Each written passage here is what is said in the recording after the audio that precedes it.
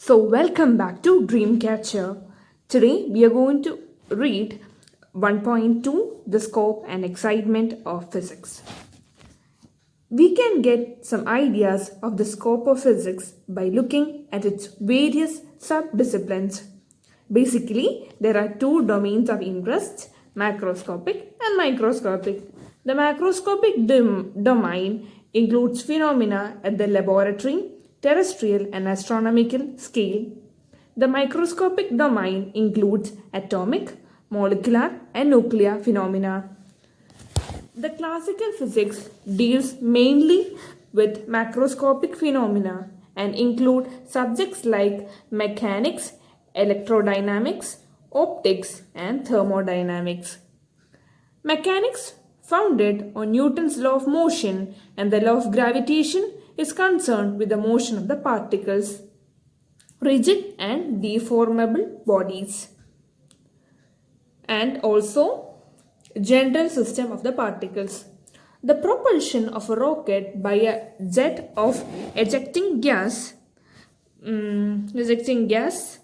propagation of water waves or sound waves in the air, the equilibrium of a bent rod under a load, etc., are the problems of mechanics. Electrodynamics deals with electric and magnetic phenomena associated with charged and magnetic bodies. Its basic law were given by Coulomb and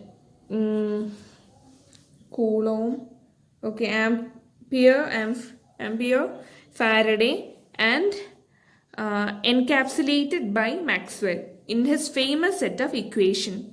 The motion of the current carrying conductor in the magnetic field, the response of the circuit to an AC voltage, the working of the antenna, the propagation of the radio waves in the ionosphere, etc., are the problems of the electrodynamics.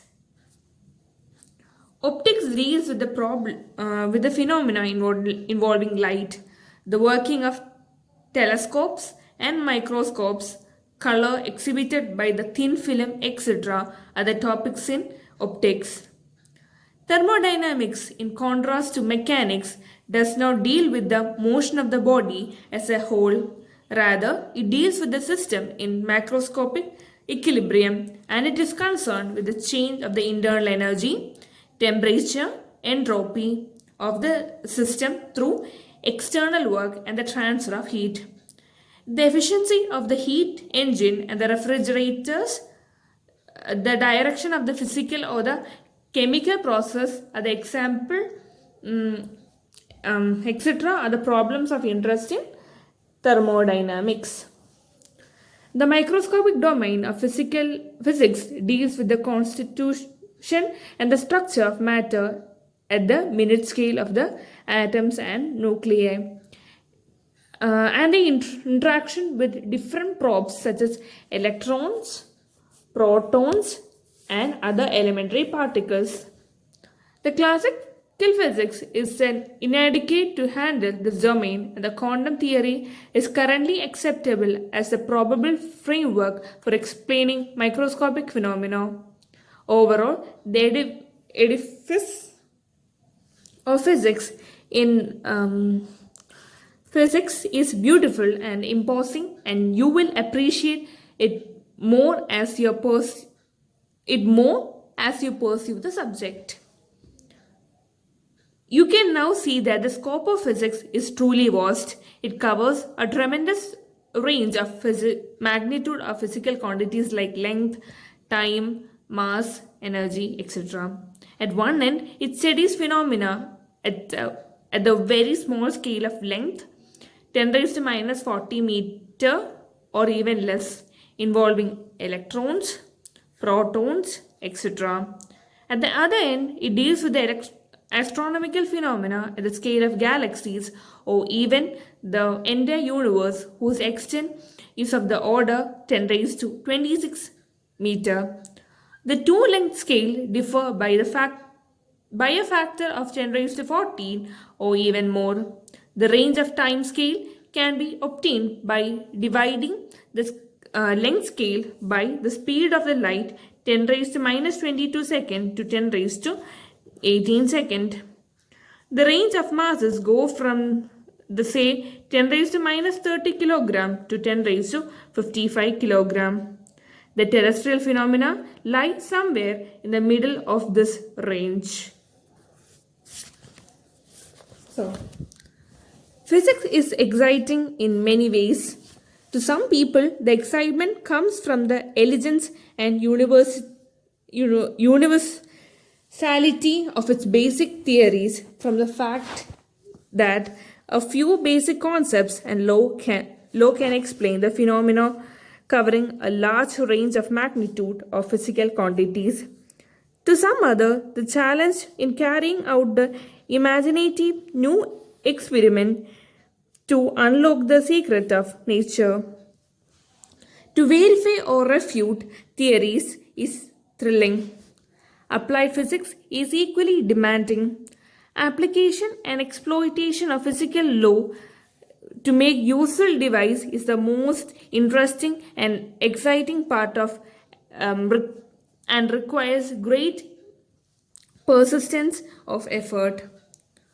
What lie behind the phenomenal progress of physics in the last few centuries? The great progress usually accompanies changes in our basic perceptions. First, it was realized that for scientific progress, only qualitative thinking, though no doubt important, is not enough.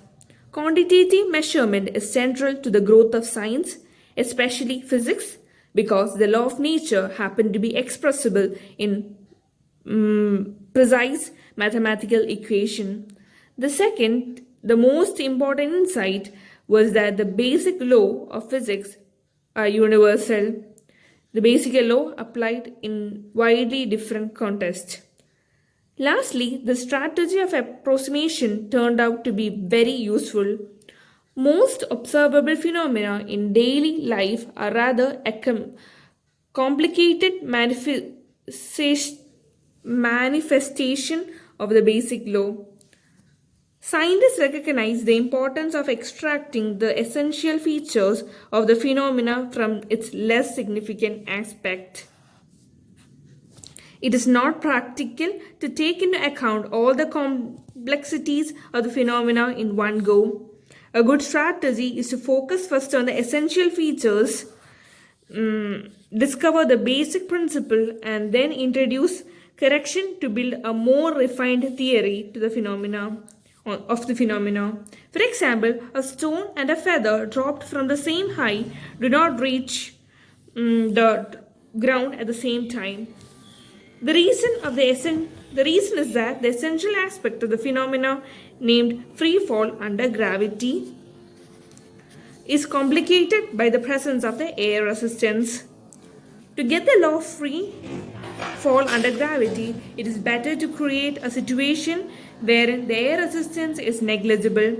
We can, for example, let the stone and the feather fall through a long evacuated tube.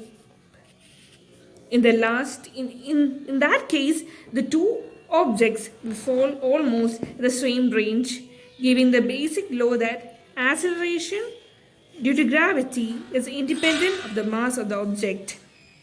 With the basic law this found, we can go back to the feather, introduce correction due to air resistance, modify the existing theory, and try to build a more realistic theory of objects falling to the earth under gravity.